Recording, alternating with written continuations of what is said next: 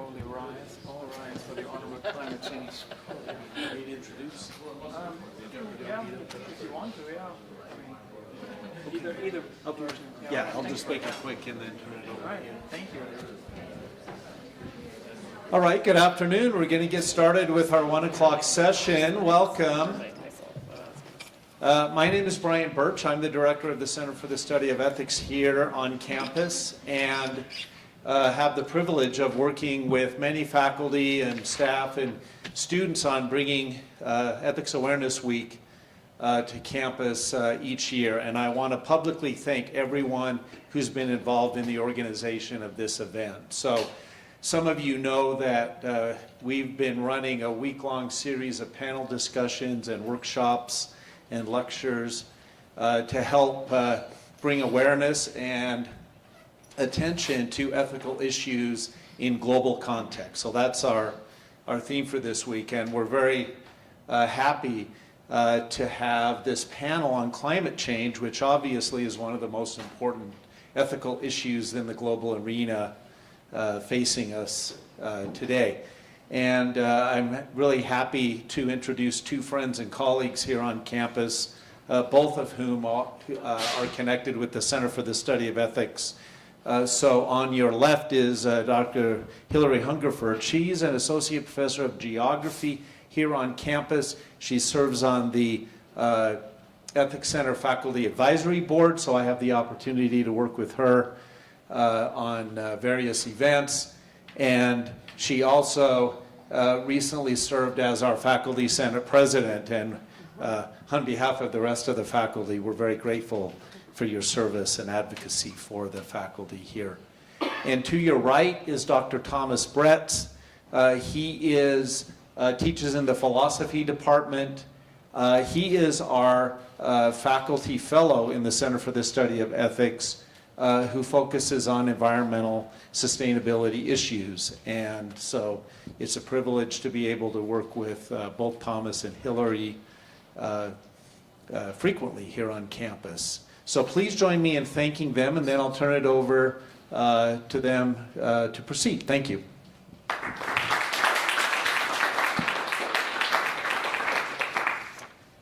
So much, Brian, and to the whole team of the Ethics Center for making this all happen and for inviting us. Climate change is huge, right? Like I feel like as soon as we're talking about global issues, I feel like climate change might be described as the global issue, right? Like in the sense that it covers not just the entire globe, it also covers, I think, every single discipline and human endeavor and place. That's why I kind of wanted to start. Actually, is the font readable? I'm now thinking that maybe the font is a bit too small. The people in the back, can you read this? Yeah, awesome, thank you. I wanted to start with this quote from Naomi Klein, "This changes everything." There's an S missing there, I suppose. But yeah, she has written a book by the same name, and I think the book is really about like all the implications of climate change. And I want to kind of briefly point out that while we're mostly going to focus on the ethics and the science of climate change, right? The ethics because it's Ethics Awareness Week, the science because you can't really talk about climate change without the science.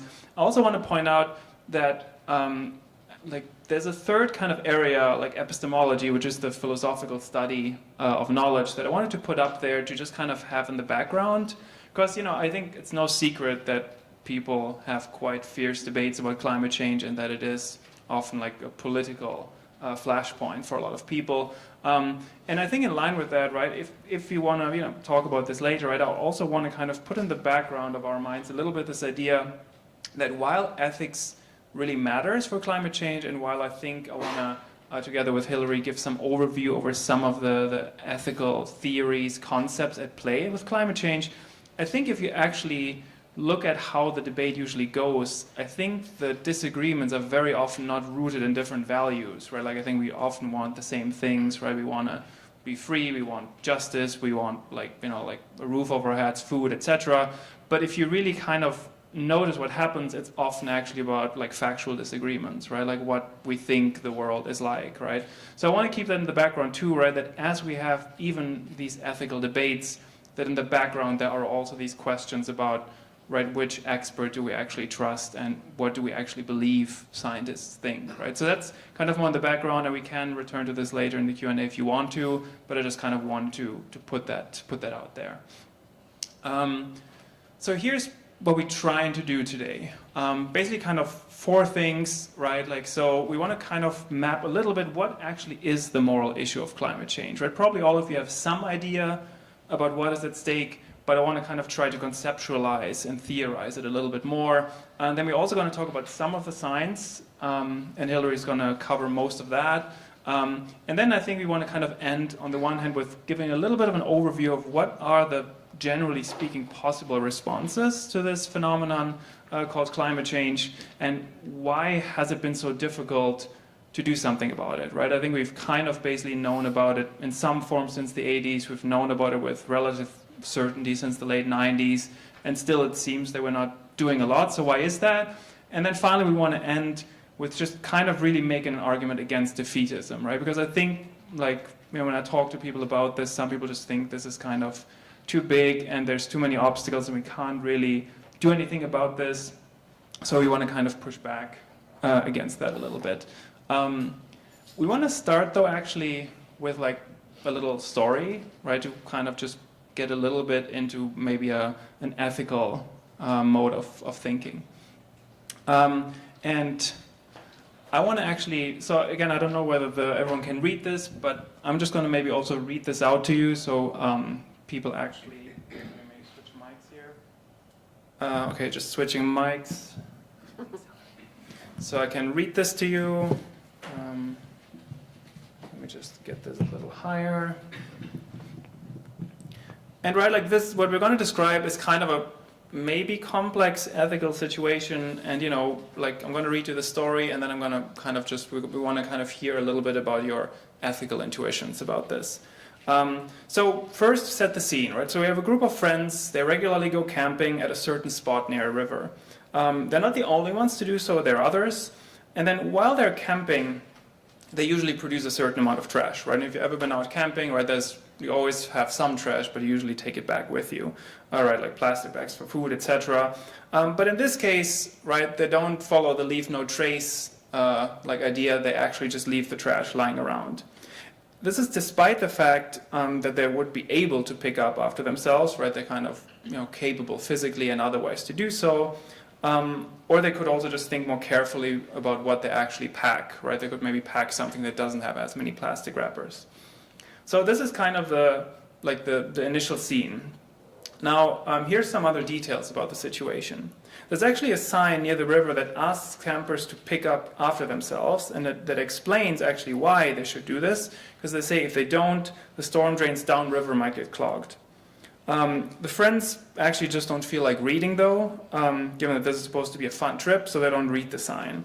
Or, in fact, one member of the group actually does read the sign, and they mention it to the others, but nobody in the group really feels like picking up the trash, right? So they just kind of say, don't be a downer, and they just, you know, drop it.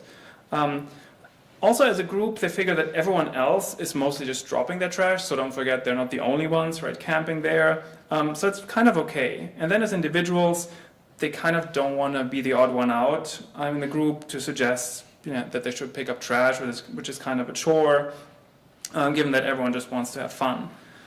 In addition, there's this charming man in an expensive business suit that just regularly shows up and actually tells the friends that it's actually fine to drop your trash and that nature will take care of it. And then anyone asking them to pick up after themselves is violating their rights as free campers. Finally, there's also no big incentive to pick up after themselves, given that wind and rain usually actually carry most of the trash in the river by the time the group returns to the spot. So it's not as if they kind of have big disadvantages leaving the trash there. And so this is actually why in the end, like a lot of trash just ends up in the river. So right, this is the situation. So here's kind of in the end what happens. Over time, the storm drains downriver become clogged with the trash left behind by our group of friends, as well as the other campers. So they're not, you know, the only people involved here. But what happens during the next rainfall is actually that the drains can't handle the water load, and several houses nearby flood, causing significant damage and actually killing one person. So that's the story, right? Like, I hope, like, straightforward enough, right? I hope everyone kind of understands, the idea here. So we want to kind of just take a moment before, we say a little bit more, just hear a bit about people's intuitions about whether our friends actually are in any way to blame, right, for the harms that resulted from just leaving their trash lying around. And again, right, the harms we're talking about here are both damage to property, but also loss of life. And then, as you kind of now think about your intuitions, right, like, are they to blame, are they not to blame, are they to blame a little bit or maybe a lot? Like, why do you actually think you have those intuitions, right? Why do you think you have those initial thoughts? So maybe, I'll just maybe give people a minute or so and, see if anyone wants to chime in on this.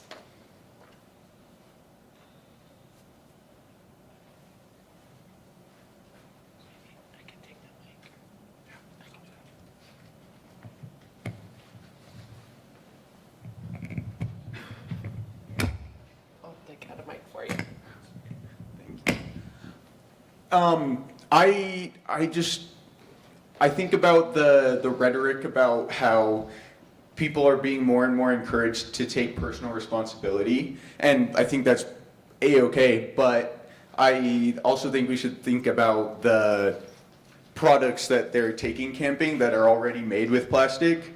Yes, they do have a responsibility to carry it out, but it's already going to be produced in plastic. That plastic has to go somewhere. It shouldn't be the river right there, but it's going to end up somewhere, right? So I find that responsibility lays in the individual, yes, but also in the system that makes it so that that's a necessity. Yeah, very, very nice. Yeah. Anyone else who wants to jump in? I'm just going to kind of first maybe hear what people have to say, right? And I think what you're doing is also kind of very nice in that you're pointing to things the story doesn't mention, right? Which is, for example, how actually does trash pickup work and where does the trash end up, right? So it's a very simplified story in that sense.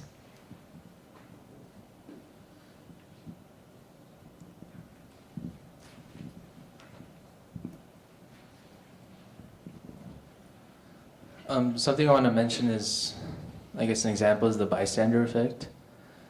And, like when someone's in trouble and they call for help and people just stand by and watch, it doesn't necessarily, they don't feel like it affects them. They don't feel inclined to actually do something. And so, even if they didn't do it directly, it still kind of is their fault for not doing that. And maybe they're just ignorant and stuff, but I don't know. Just kind of, Yeah, nice. I think like what you're bringing in some ways is the difference between, I guess, like ethics and psychology, right? Because I think the bystander effect just basically means that we really tend, and I've done this, right? Like we tend to kind of just go with whatever the group does around us, and then later when we are alone, you might be like, oh, that I really should have like done something, right? But nobody did something, and you don't want to be the first one to step forward, right? But if I understand you correctly, you're saying, well, psychologically, it's understandable that we do that, but there's still an ethical responsibility, right, that we kind of falling short of, yeah. Maybe one more person, if somebody else wants to jump in.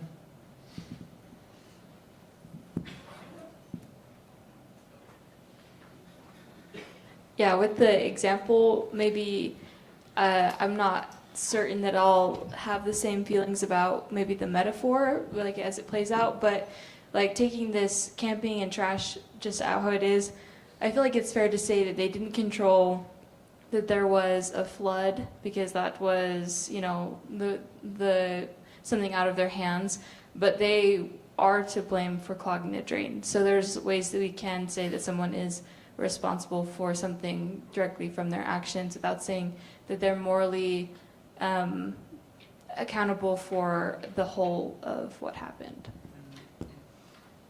Yeah, I really like that point too, right? And I think in a sense what you're already pointing us to, I think similar, I think to the first commenter, is kind of this kind of structural and communal element, right? I think like, you pointed out that in some way it is about the individual, but there's also a lot of other stuff that is happening that both has to do with what other people do, right? Which gets us back to the bystander effect, but it also has to do with how society as a whole is set up, right? And I think, Elena, if I understand you correctly, right, you're kind of saying, yeah, that do have responsibility, but in a more full picture, there's basically, there is a cause and effect relation, but it's kind of very murky because there's so many kind of people together causing it that it's kind of hard to say, oh, if we just wouldn't have thrown down the trash, right, then that person wouldn't have died or something like that, right? So I don't know, Hilary, whether you're going to talk about this a little later, right? But I think in the scientific realm, right, like this is partly the problem of attribution studies, right? To actually say,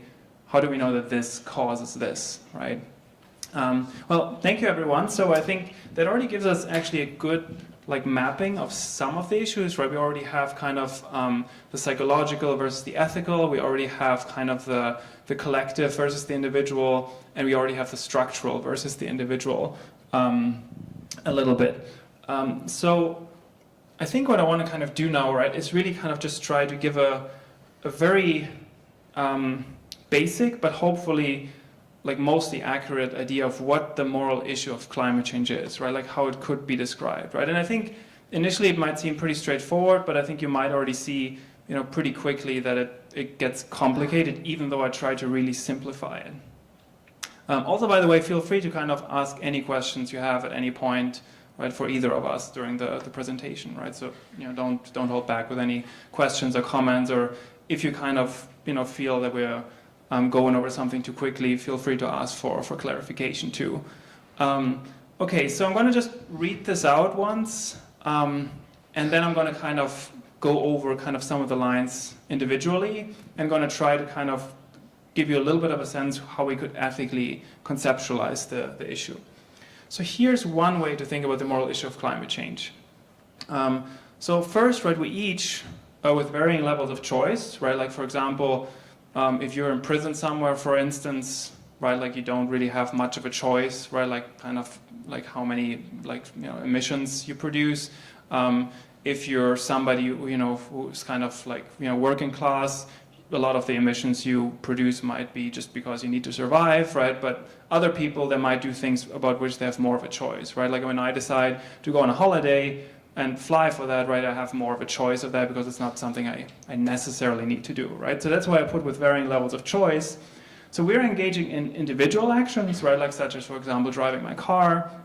But we're also engaging in various collective actions where we actually do something together. For example, if you're a construction worker, you build a building, or we're using buildings, etc. So we do all these things to satisfy both basic needs, right, like such as food, shelter, etc., and non-basic, or what is sometimes called luxury needs, right, which is things you kind of don't really need to survive, but they're kind of fun to do, right? Like for example, littering or things like that. And so those actions, as we know, so this is also important, right? We've been doing this for the last 200 years, but we only have known that we're doing this with relative certainty since the 80s or 90s, right? So we actually know that we're kind of doing this, and we're doing this cumulatively, right? So it means that it's only if we all, together emit CO2 and other greenhouse gases that, these effects are actually happening. And we do it with a delay. So the CO2 that we put out now is actually not going to immediately cause warming, or it's going to take a while, in some cases potentially hundreds or thousands of years for it to take effect. And so in doing all of this, we produce various harms. We produce harms for ourselves, and importantly, we also impose harms and changes on others, very often non-consensually, right? So a classic example is small island nations, right, who basically are, drowning, and people they will have to relocate, but they never agreed, right, to this, right? They kind of just have this imposed on them. So we impose these harms and changes on both other humans, and we'll return to this idea that especially those least responsible.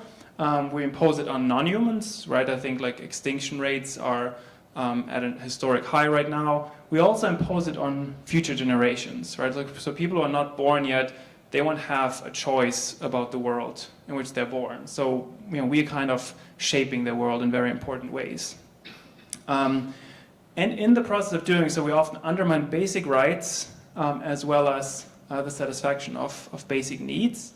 And then finally, as kind of all this plays out, there are some powerful players, both corporate and governmental, that actually try to convince us that everything is fine. All right, so that was a lot. So let me kind of try to break this down a little bit into kind of, I guess, like an ethical matrix.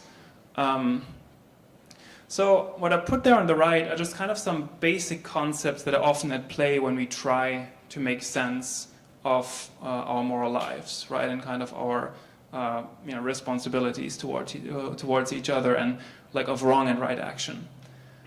So what I put there in red now actually covers basically what we could call the realm of action, right? It covers, well, who actually is kind of doing these things, right? Who's kind of, in a sense, the perpetrator, if you want to kind of use this morally loaded language, who are kind of what sometimes is called below the moral patients, which is just a fancy way to say, well, who is acted upon, right? Like, again, if you want to use a morally charged term, you could say the victims.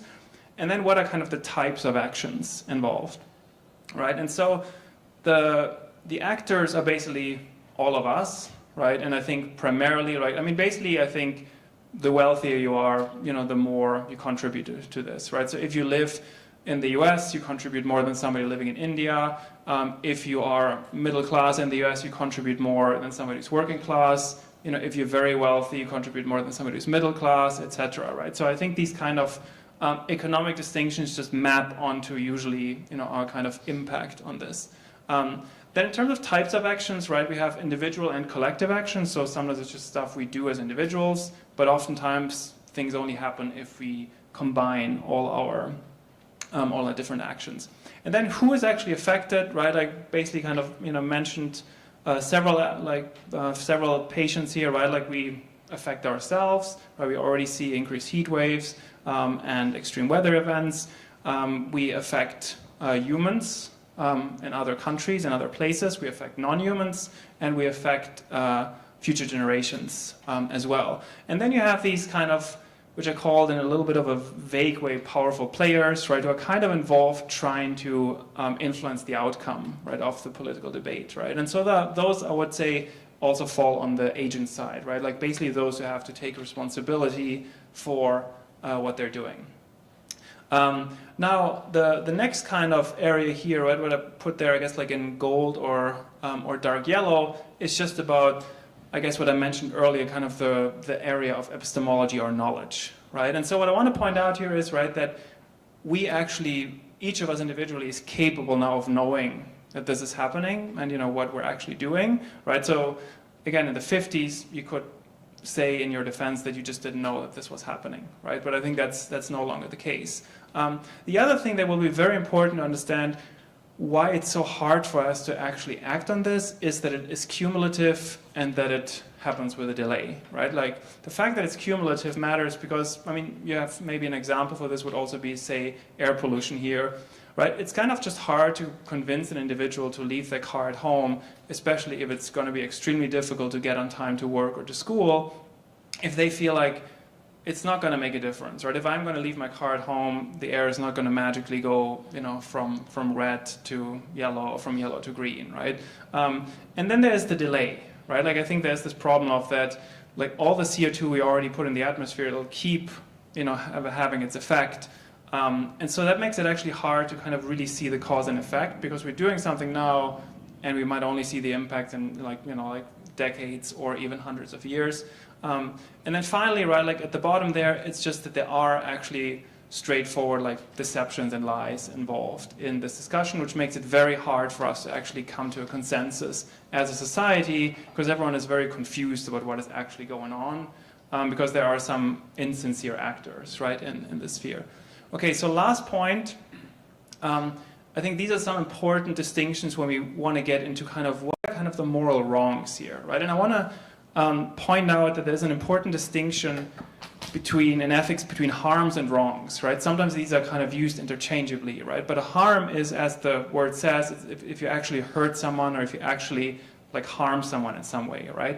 A wrong doesn't necessarily involve a harm, right? Like for example, if I don't know, like broke into one of your apartments or houses and, you know, like cleaned it like every night, and then just left. And I didn't actually break, you know, maybe I'm like, you know, trained as a spy and I just move in there, don't have to break the lock, right? Nothing is actually destroyed, and actually your apartment is better afterwards. You justifiably could still say that I wronged you, right? Like you could say that, well, this is my place, like this is kind of the place where I'm in charge, right? Like this is kind of my home, and it's just wrong of me to just enter there without your permission, right? And so that's kind of important to keep in mind, because yes, sometimes it's not just about harming others, it's also that others don't have a choice, right? I mean, I think that's the whole idea of democracy, right? Like that's why we don't just want a benevolent dictator, because maybe what they do to us is something that is good for us, but we kind of want to have a say, right? We don't just want somebody to kind of impose on us what they think is good for us, right? So yeah, we have kind of this question of right and of wrongs and harms, right? And so one way to kind of track like wrongs is through the violation of rights, right? And that's a big ongoing discussion, right? What rights do different people on the globe actually have when it comes to climate change? And that's something that is still being debated. I think another very important distinction, and I mentioned this before, right at the top there, is basic versus non-basic interests, right? Because I think that's sometimes kind of forgotten in the debate, that I do think while it's intuitive to think that we also want to live lives that are beyond the mere necessities, right? We don't just want to barely get by or survive, right? We want to also do things that give us joy and help us flourish. But it's a bit unclear how to kind of combine the fact that, say, if I go on a holiday, you know, which I do, and I really enjoy that and it makes my life richer, but if in some way that means that, like, say that, you know, with the heavy floods in Pakistan, right, like this year, if that literally means that people might die, it seems kind of that my enjoyment of my holiday is out of proportion to kind of violating the basic interest of somebody else, right? And I'm not sure, right, in the end, like how we will solve this, but I think that's really important to keep in mind, right? That it's not just your interest to do something fun against somebody else's interest to do something fun. It's literally one person's interest in survival against, you know, all our kind of need to do things that we maybe don't necessarily need to do. Then, of course, there's self-harm, and then, you know, I'd like just kind of to close here, right? There's also the question of what I call their domination, right? And this is kind of what I meant with this idea of wrong, right? When you dominate someone, for example, in a colonial context, you might not necessarily harm them, but it's still wrong, right? Because you're kind of violating certain ideas of autonomy and democracy. And we'll later talk a little bit more about what the exact harms of climate change are. But this is kind of a mapping. I'm just going to stop here for a moment and see if there are any questions about this. Does this make sense? Like kind of what the terrain is roughly and what the different concepts at play are? All right, and then what complicates this, and Dr. Hungerford will basically, you know, talk more about this, is that not only do we have all these issues, but there also is kind of additional forms of injustice, and time is of the essence, so we don't have forever to just think this through.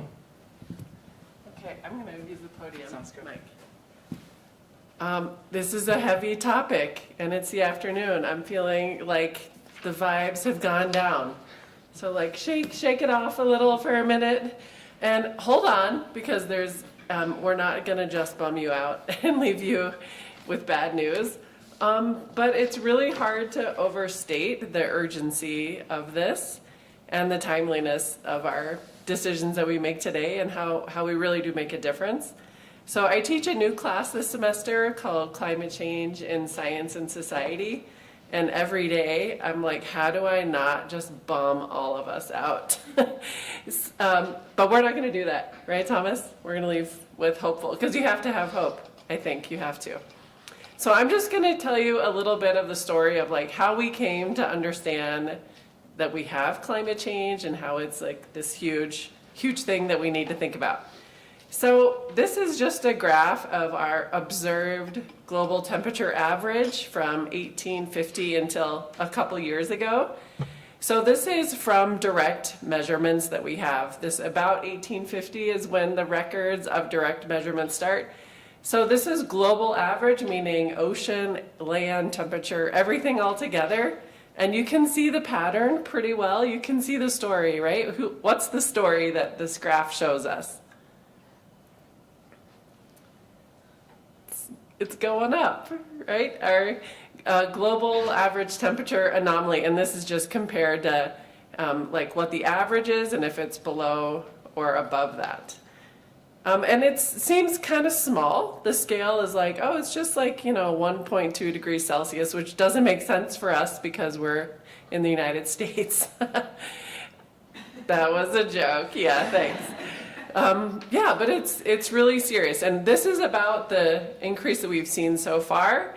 And really globally, we're trying to say if we can keep it under 1.5 degrees Celsius, then we can manage and adapt in ways.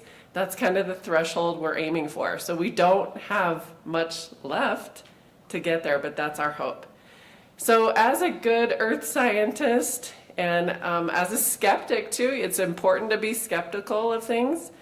And I say that as, someone in the sciences. You have to always, think about where you're getting data, think about what it means. So it's good to be a skeptic. So let's go a little bit further back in time and look at our temperatures relative to 1950. So this is a graph a lot of people use to say climate's always changing, nothing's new this time. Who's heard that sort of an argument? Yeah, that's a really, really powerful argument that we hear from a lot of people, that maybe say like, don't think it's a big deal or don't think we need to do much. Like climate's always changing, and that's actually true. Climate does always change. And the difference this time is the scale at which it's changing. It's really, really, really fast. Also, climates have changed in the past, but that was like when dinosaurs were around and stuff. The global climates were really different then. And so if now we're approaching a temperature that's the same as like when dinosaurs were around, that's not what our climates are now. That's not what our planet is used to. And also, this is geologic timescales. These are really, really big. And if we're just going to our little change, we can see how it's been really quick. So that's kind of the thing you need to keep in mind when people say, oh yeah, climates always change. Like, cool, that happens all the time. But now we have a really different thing where climate is changing fast, and that we can really directly tie it to a few changes. So here's just our global average temperature change, and there are variations in year to year.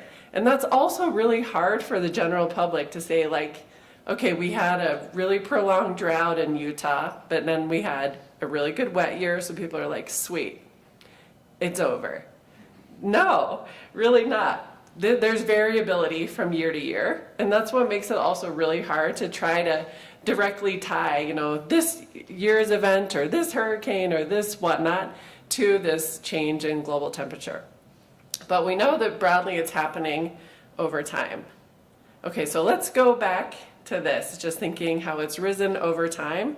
And every year we're breaking new records. So this is Earth's average temperature from about 1850 to now, plotted just kind of in a different visualization. Broke the record again this year. Every year we're record breaking. Isn't that great? But every year, seriously, every year has been record breaking.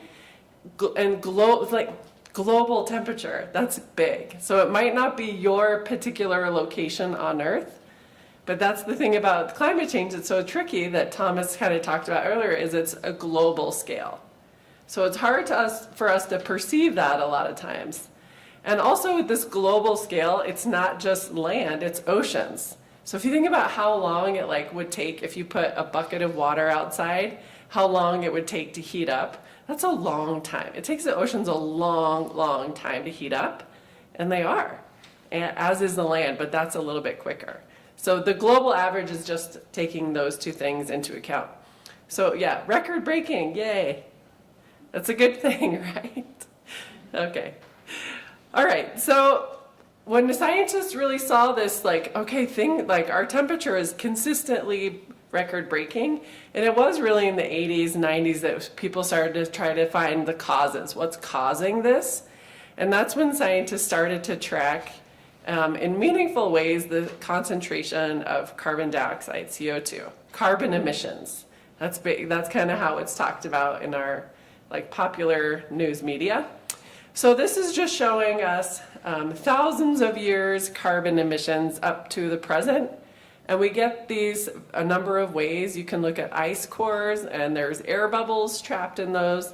And then you can take them out and do isotope analysis and try to see how much carbon versus other things in the atmosphere there are. Or you can do the same thing with like pond analysis and stuff. So if you're like, how do we go back that far? That's how you go back that far. But what can you see from, you know, the 1850s? It's just like skyrocketing. That's the industrial era, that's colonialism, all these things kind of intertwined together. And we're seeing ourselves, you know, just up and up and up. Okay, so this is thousands of years. And now we're just going to look a few hundred years back. So you can really see at 1850 and then especially in the 1950s. And this is kind of some of the delayed reaction maybe. Or it's just starting to really skyrocket as you have levels of development increasing around the world, which is good, right? Like we don't want people to be living in poverty. We want people to have good standards of living. And this is really starting the development movement in the 1950s and 60s, and we see carbon really tied to that. Okay, the next thing we want to look at then is the correlation of carbon and temperature. So this is really the graph that people are like, oh, okay, yeah, there's a direct correlation between how much carbon is in our atmosphere and temperature rise. So this summer we broke another record of carbon parts per million in our atmosphere. We were at 424 parts per million, which doesn't seem like that much. It actually isn't that much. That's the other thing that's really wild. Is CO2 is 0.5% of our atmospheric composition, and that's a pretty small amount, but you can just see how powerful the changes in that small amount are of the greenhouse gas effect. Okay, so this has all kind of been at the global scale, like increase in carbon, increase in temperature, but okay, who does that? Where is the carbon coming from? And that's part of my work as a geographer. I'm trying to kind of link this human-environment interactions together. And this is a really nice graphic that just shows who has contributed most to CO2 emissions. So would anyone like to read that graph for us? Or maybe I'll let you read the maps in a minute. How about? So the story's pretty clear. USA, and also EU.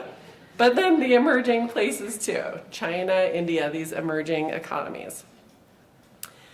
Okay, just another way to look at it, since I heart maps, we gotta have some maps in any talk I give. So maps are so great though, because you can read them like a text.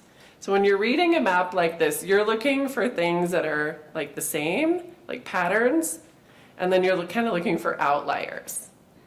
So if you're reading this map, and this is per capita emissions, not just total emissions, because China and the US are about the same on total emissions, but China has 3 times our population. So we're clearly number 1 in per capita emissions. So that's the dark red on the scale. And then the lighter colors are the lower emissions per capita. And you can kind of see some things with levels of economic development. You can even see some kind of environmental things, like colder climates likely have more of a need for certain types of energy. So maybe it's like, oh, okay, yeah, we burn more fossil fuels because we have to heat our homes and stuff. But that's not always true. There's also places that are in warmer climates that have big emissions. Okay, so I want you to keep this map in mind. And then the next map, we're looking to vulnerability to climate change impacts. So this is kind of who's like causing climate change, or what countries are the biggest emitters. And then the next one is who is feeling the impacts the most. Okay, any guesses what it's gonna look like? The inverse? Pretty much, yeah. So on this, the darker colors are more vulnerability to climate change. And this means everything from environmental conditions, but it also takes into account institutions, economic development. So it's kind of a global picture of things. So we will feel the effects. We already do have impacts of climate change, but we're more resilient to those just because of our level of development. And I mean, we're a global superpower. We're one of the richest countries in the world. Yeah. Is Greenland just perfect? Oh, Greenland is no data, probably. There's not that many people who live there, I guess. Yeah, good question. I like that. That's a good geography question. Okay, I'm going to yield my time back to Thomas. Or any questions, though, like as I kind of pass the torch again? Any of these like science-y, or you want to see one of the graphs again? Or one of the maps? Yeah. I guess I'm just wondering what exactly are the things that make these countries vulnerable to climate change? Yeah, that's a really good question. So I can talk about the Sahel. That's in West Africa. You see the countries, like imagine where the Sahara Desert is, those countries and a little bit south of that. So these are countries that are already at the bottom of like the Human Development Index. So they have really low levels of economic development, really low levels of literacy. A lot of people really still have subsistence agriculture as their main income. So people that are more directly tied to the environment and the land for their economies. Like, so they can be farmers or pastoralists, and there's something like 200 million pastoralists in the world. So these are people that directly depend on like how the environment is in their area for their animals. And a lot of times they have to move around. So people that are a lot of times more directly dependent are going to be more affected by it. So our farmers too in the US are affected by this, but we have these institutions and subsidies and insurance and all these other kind of buffers so they don't have to feel as much. But like if you're a farmer in Niger and the rains change one year and your crops don't do well, like there's nothing for you. There's no institutional support for you. That's a good question. Other questions? Okay, I'm going to turn it back over. You can applaud. No, I'm just kidding. Yeah, no, don't do that. I feel like I'm emerging to be the bad cop here, with you being yeah. the good cop, but I'm going to try to turn it around. But yeah, I also really like the question about what, like makes the difference. And I think it's very complicated, right? But I do think also want to point out, right, like one example, right, if you have like, I think this is Bangladesh, right, and then you have the Netherlands here, right, very different vulnerabilities, but one thing they share is that they're both very low-lying. And one country, right, like has like extremely good access, right, to technology, engineering, like wealth, and one country doesn't, right? So I think that is a good example of kind of all things being equal, right? Just being low-lying doesn't necessarily mean, right, that you're going to be very vulnerable. And in the US, right, you have the same issue too, right? I mean, if you think about, say, heat waves, which I think are the most deadly, like extreme weather events, actually, like just in terms of how many people they kill, right? Like if you're in a part of the US where you're too poor to afford air conditioning, then also even within the United States or Europe, you're much more vulnerable, right? So it's not just a question of like the West versus the rest, right? But it's also within those countries, right? Poorer people are much more vulnerable, right, to the effects. I guess I'm bumming everybody out again. I'm just going to lean into my bad cop role here. I guess that's what I do best. All right, so I do think, we want to definitely leave some good time for questions. So I'm going to maybe skip a few things here, right, including kind of going back to some of these basic moral distinctions.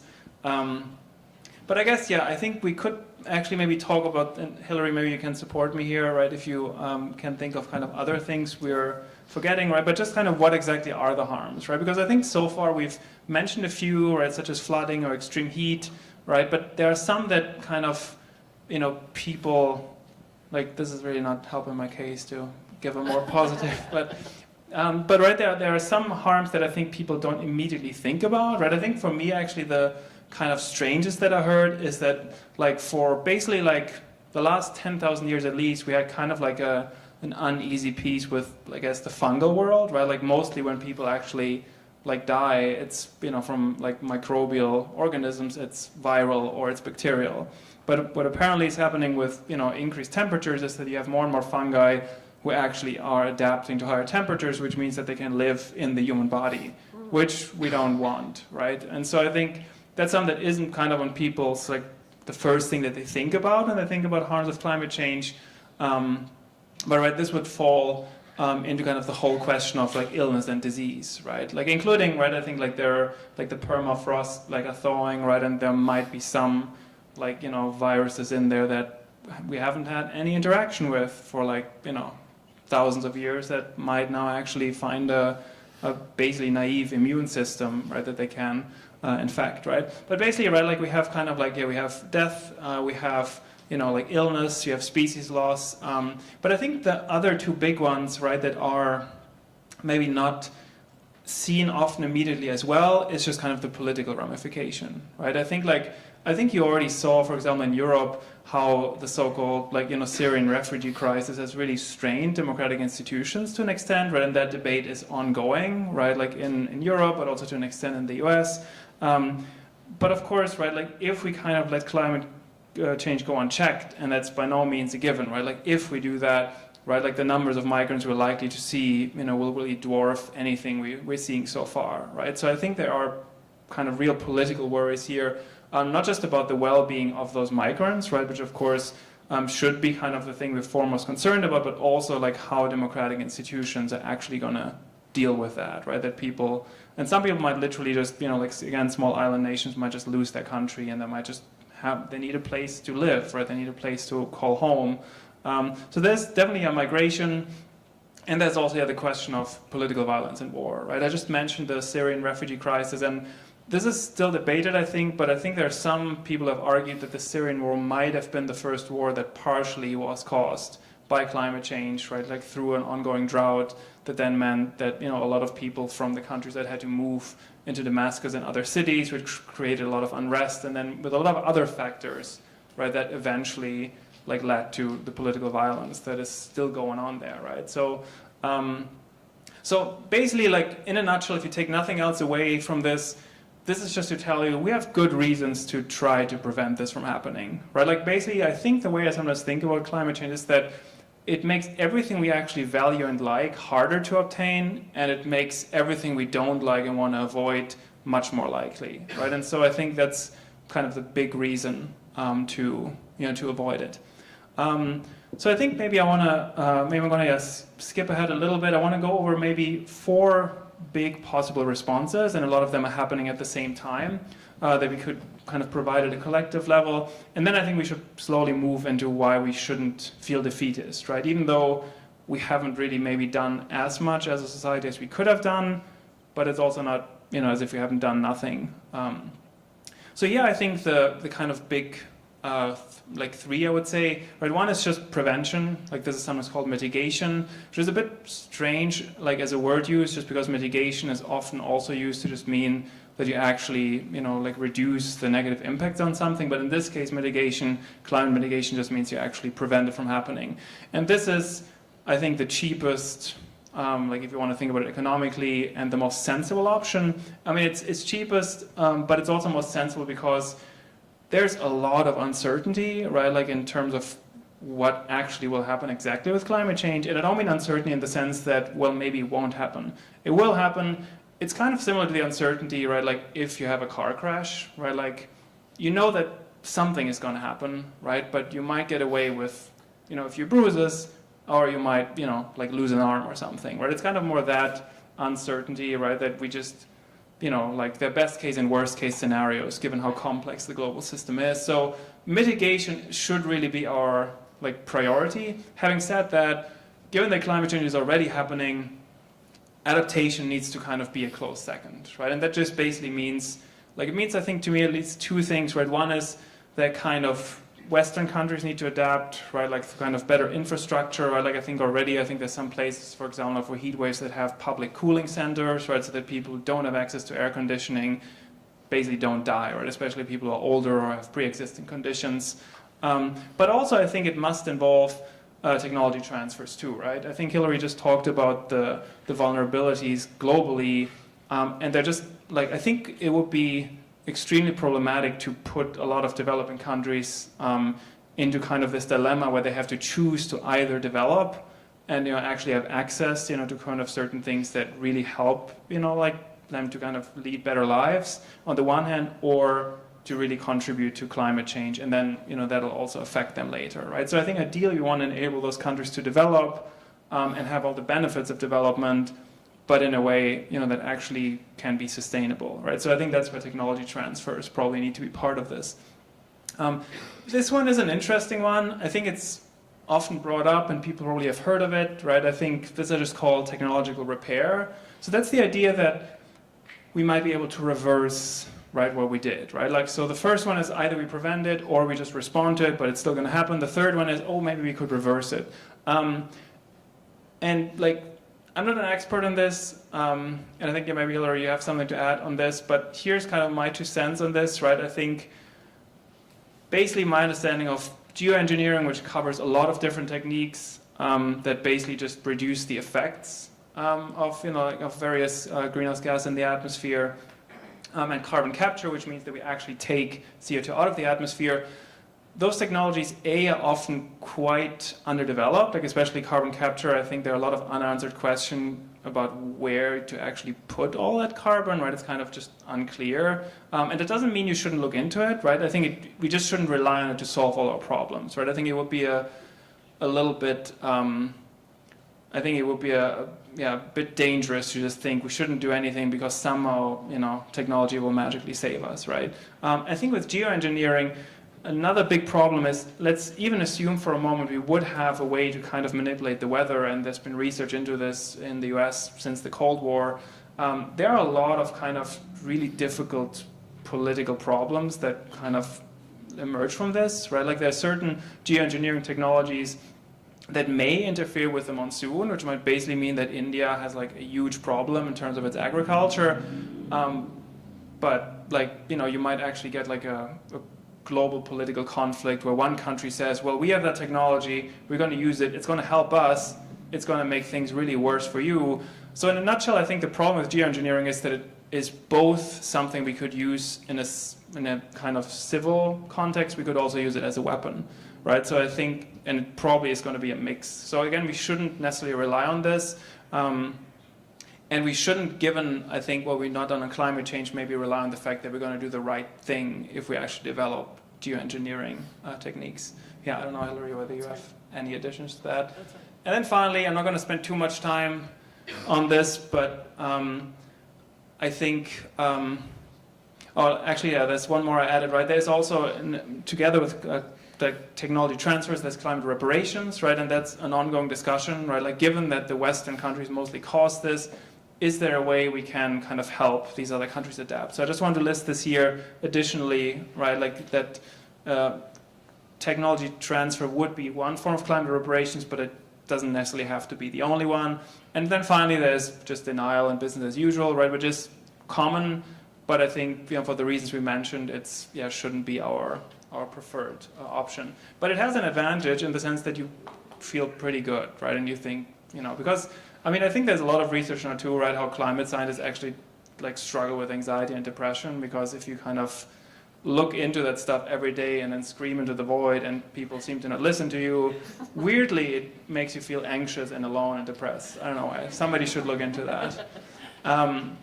Okay, let me just maybe skip this here. I just basically want to point out, right, going back to what I think you said earlier about the trash example, right, that I think individual action isn't enough, even though I think it's still important, right? And just very quickly, I want to just, I'm not going to go over all of this for time reasons, because I think we want some time for Q&A, but I just kind of try to list all the obstacles to successful action on 4 different levels, right? Individual, maybe I just mention one for each, right? So individual, for example, you might just feel defeatism. You might just feel like, it doesn't matter what I do, right? So as an individual, you just feel like, I'm just going to live the best life I can, and that'll be that for me, right? Of course, that might be quite different, right, if you have like children or younger relatives or people you care about, right, because that makes it difficult to not care about what happens after you. Then cultural, I think there are a lot, right? I think there's culturally, it's hard for us often to care about non-humans. I think we also, this is what I call technofideism. We have this idea that technology, because it has been, let's be honest, quite amazing in the last 200 years, but I think we now have this false idea that technology will magically solve everything, right? And I think it might solve some things, right? But the problem is, again, we don't know, right? I wouldn't jump off a building thinking, oh, by the time I get to the bottom, probably Elon Musk will invent something to save me, right? Like it's a bit risky as a proposition, right? So that's cultural, but I think structural, and this really goes back, I think, to what was said earlier about the trash example, right? It's just that there's so much emissions just baked into our everyday lives, right? Like me speaking into this microphone, right? Like me being into this in this air-conditioned room, right? I think I saw one statistic that the average homeless person in the United States has a bigger carbon footprint than the average Bangladeshi, right? And that's just because they might go to a soup kitchen, they might actually like sleep on a sidewalk, right? That has been built, with certain CO2 emissions involved, right? So that does point to certain limits of what we can do just by changing our own lives. But I think it still, in the end means that our individual actions should be guided towards political structural changes, right? And then finally, systemic, right? I'm maybe just going to mention one here, and this is kind of a really, I think, ongoing complicated debate among economists, right? Our current economic system seems to basically require growth in order for people to do well, right? I think the worst thing that can happen in our economies is if there's no growth, because that's when investment stops, which is when people lose their jobs, which will create widespread misery and as well as political problems, right? And again, I'm not an economist. I don't know how to deal with that, but I think it definitely is part of the tension we also see playing out, right, like in the political debate in the US too, right, that there is actually a tension. I also maybe want to briefly go back to the first quote by Naomi Klein, because in that book, This Changes Everything, she makes, I think, a really interesting point where she said that actually conservatives in the United States recognize the true implications of climate change far before liberals. Because they looked at it and they saw that actually if you really took it seriously, it would change everything, or at least it would put everything up for debate, right? Whereas I feel like liberals have more been on the side of like, we can basically keep everything as it is and somehow still address this, right? So you can disagree about this, but at least Naomi Klein thinks, right, that actually in that sense conservatives have seen things more clearly, even though she doesn't agree with the response to that, trying to kind of, preempt responses to it. All right, let me stop again for a moment before we actually try to make a little bit of a case against defeatism. But any questions about this, right? And the takeaway here should be, it's good to kind of recycle and once in a while, right, like take the train or have like a meatless Friday or something. But it's better to try to change things, right, at your workplace, at your school, at your church, right? Like, and again, it can be little things like, maybe we just, like the AC will just be set, to 72 instead of 68. Yeah. I was just thinking about how an individual might actually be able to impact the system as a whole. And if you think about it in terms of economics, you have an invisible hand of economics that is changing the flow of that system. Climate conscious products and things like that are typically more expensive. And so they're much more of a luxury good and can only be afforded by people with the income to have that disposable income. And I think it's particularly a big issue in the US where we see like a shrinking middle class more and more. And so more and more people are poor and unable to afford these luxury goods that would actually make a systematic change. So I think with that in mind, it is purely the fault of the producers of these emissions. And if we don't have some way to hold them responsible, we won't really see anything get done. Currently, it is much more economically costly to ignore climate change, but it's not economically costly to them. They're free to produce as much as they want. Yeah, that's a really good point, right? And I think overall agree, right, that a lot of this needs to be targeted kind of at the structural level, and I think there's still stuff coming out about basically how early, like especially, the oil industry knew about this, and they actually, I think the latest which actually interestingly came out through shareholders actually suing for release of some of these, right, because they basically said they were misled, right, by ExxonMobil and others, and I said that's actually a violation, right, of the agreement with shareholders.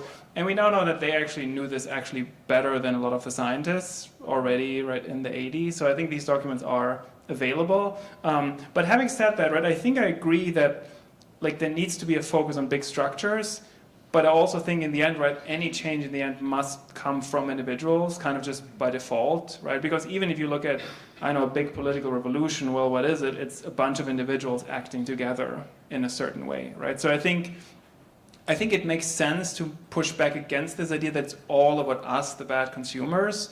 And I think it's really great that you mentioned, right, that we really should also consider economic inequality and who can actually choose and who cannot choose.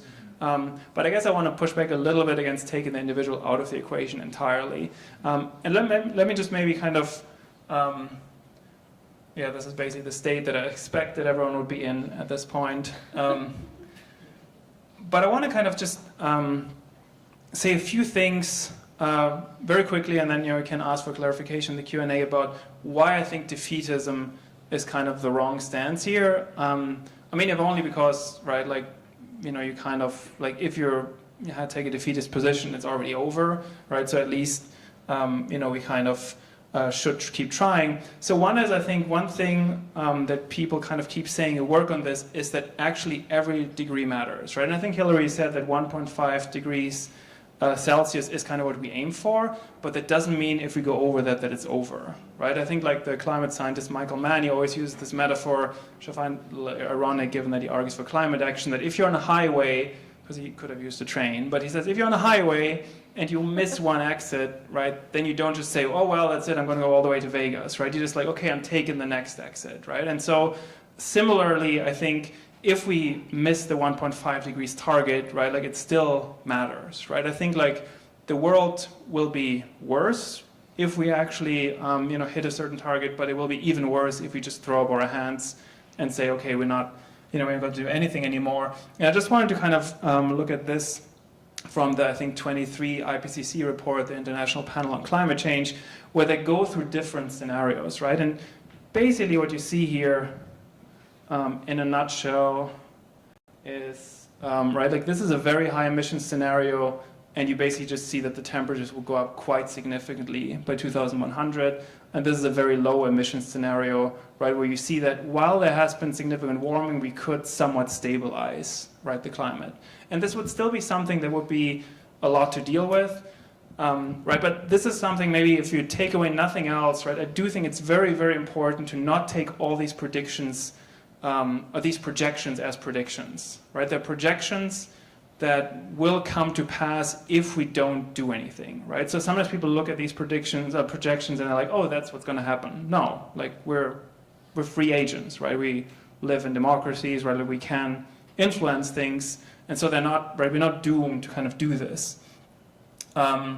Just a few more things, right? So one is, I think that even if you do things as an individual, right, like things can actually change by people setting an example, right? Like, I mean, if you, like the first people who kind of, do certain things, they always may be looked at as weirdos, but eventually people will just start seeing it as normal, right? If, if people kind of, take public transport more, things like that, right? So that's kind of the other thing, that individual action, I think, still matters. And then going back to your point, right, I do think there's also something to be said about targeting the largest polluters, right, as well. And some of this might have to do also with, wealth inequality. I think like I heard a number recently that I think it was about some Russian billionaire, and I think his carbon footprint is like 30,000 times higher than, the average Russians, right? And part of that is that they have these flying yachts and stuff like that, right? But I mean, that's kind of a lot, right? That's kind of like thousands of flights for regular people who maybe just want to visit their family or something like that, right? So in a sense, to me at least, it's low-hanging fruit, right? Like, because this is like, talk about luxury emissions, those are real luxury emissions, right? And then, right, like kind of a few other points, right? Like I think for me, sometimes like in ethical terms, I think about this as a shift from consequentialism to virtue ethics, right? Consequentialism just asks, does what I do have positive or negative impacts in the world? And that's sometimes when people look at climate change and they're like, whether I do this or not, it doesn't matter. So therefore, I'm just going to kind of do what I want. I think virtue ethicists ask themselves, what kind of person do I want to be, right? And so one question that I sometimes ask myself, or when I kind of feel that I, start to just kind of want to live up my life and, maybe not care anymore, I think, well, later on, when I'm talking to the next generation, do I want to be able to tell them that I did what I could, even though maybe in the end it didn't make a difference, or do I just want to tell them, well, nobody else was trying it, so I just kind of went with the flow, right? So there's this question of who do you want to see when you look in the mirror, right? Like, do you want to be somebody who actually tried, or are you just going to be like, yeah, I'm not going to get involved? And then I think this is maybe the next point, like together with the next one, right? I think if we actually act on climate, I think we'll see a lot of things that are valuable independently of climate change, right? Like, I mean, for example, actually, I think, right, we had the conservative, the climate summit here recently with John Curtis, right? And I think, like, one thing that you've seen, and I think Utah maybe could be an example here, right, for a kind of classically red state. What you've seen, I think, in Utah is that some Utah Republicans have started to introduce climate change legislation, but they never mention climate change anywhere. They just say it's about clean air, or it's about protecting species, or it's about protecting our water supply, right? And I think that has been the strategy a little bit, but I think that matters because it means you can make the case to somebody even if you never mention climate change at all. Right? Like, I mean, like, everyone wants cleaner air, right? That's not something that people are like, ugh, clean air, right? Like, and I think that's kind of actually good, right? That's actually, to me, when I first heard that, it was really good news that you don't need to talk about climate change for a lot of these measures, right? And there are a bunch of other examples for this. And then finally, I just want to point out, right, that this is not, like, this kind of level of collective action, we've done similar things before, right? If you look at the US National Park System, right, like, that's amazing, right? That we actually have set aside land where people can just go and recreate, and it's protected, right? Like, that's, I mean, to me, that's kind of crazy when I think about it, that actually happened, and it's still happening, and it exists, right? Another example I think of maybe in the 20th century, and I'll maybe end with this, right? One of the most successful collective environmental actions was, like, basically more or less fixing the ozone layer, right? When I was a kid, it was all like, the ozone layer, it's dying, right? And then actually countries got together and they said, well, we're going to ban these and these chemicals. And now the ozone layer is not, I think, 100% fine, but it definitely is much better, right? And it keeps getting better, right? So it's not as if we're incapable of doing something, right? That's what I'm sometimes a little bit skeptical when some psychologists say, oh, humans are just not made to decide on these large scales. I'm like, no, we've kind of done it before, and we, oftentimes for wars, but we can think ahead, and we can organize ourselves quite well if we have the right story to motivate people. I'm just going to stop here and just see if there are any questions, concerns, comments, etc.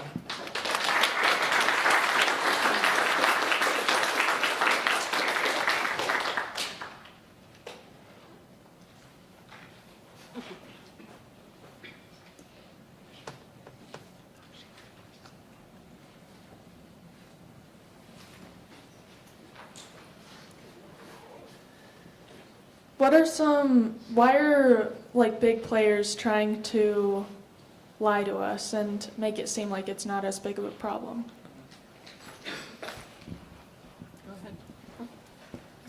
That's a really good question, right? And it's one of those things, like, once you start looking into it, when I first looked into it, I was like, I kind of couldn't believe it, right? Because I think like most of us grow up, and I definitely grew up like that as well, that you basically think like our systems are kind of working the way they should, right? If something comes up in the news or something, then it must be true, right? There's a sense of, right, that things are kind of working as they should, right? In terms of like the denialism, I think maybe the best source for that is a book called Merchants of Doubt by Naomi Oreskes and I think by Eric Conway. But the short answer is that I think a lot of kind of big fossil fuel producers, especially the oil industry, but also the coal industry, I think that early on kind of understood the implications for the industry, right? That basically they say, okay, if this is actually recognized as a real problem, and if people actually kind of act on that, right, then that means that basically our business will go out of business in a few years, right? And so I think that's kind of the short answer. And I get that this is kind of a bit tricky in the sense of, right, like, I assume, right, not everyone here is, like fully convinced, right, that everything we said is actually so, right? And I think Hilary said, right, that skepticism is generally a good thing. But I do want to point out that a lot of this, where you can actually like look up and find out for yourself, right? And when it comes to climate denialism, right? Like I'm in the end, I'm not a climate scientist, right? I haven't taken any ice core samples, right? I haven't actually like people sometimes say, right? Like think for yourself. I haven't actually looked at all of this myself. But I do think for me, once I start to look at kind of how climate denialism works, I started to see some pretty clear warning signs that some of these you can actually check for yourself, right? Like for example, like a lot of graphs you would see, actually I have an example of this here, that will be taken from published articles, right? And they will give you citations to make it seem legit. But they do what is called cherry picking, where they just take one part of the graph and then they kind of make it seem, right, in this case, right, this is the whole graph where you see that the line is going up, and they'll just take one of those and then say, well, this shows that actually it's, it's cooling. And so I think, for me, I think there's a kind of way in which you can check this, including that there's no consistent, like, position on climate denial, right? It's basically, some people say it's volcanoes, some people say it's the sun, some people say, oh, it's definitely happening, but it's not bad. Some people say, well, it's happening, but it's not humans, right? It's like kind of chaos. And so when I look at climate scientists, there's like a coherent story, even though there's still a lot of things that are unclear. I mean, I guess I know that's not exactly what you asked, but I thought it may be tied into the climate denialism. Did that kind of answer your question? Yeah, but it's a great question, and yeah, there's a lot to say and read about it. It's not a pretty story. Yeah, Danny. I've thought about that question before, and one thing that occurs to me possibly is people confusing the evidence for the response to the evidence. And some of the possible responses to climate change include serious government mandates like car fuel efficiency mandates. And people who are naturally opposed or disinclined to accept government mandates see that as a possible consequence of climate change. Rather than arguing the response, they argue the evidence. They say, I don't want this response, therefore the evidence must not be good. So that's one possible source for that. That's the only thing I can think of why such a divide between politically conservative and politically progressive people on this issue, is that they're worried about the response rather than really focusing on the evidence.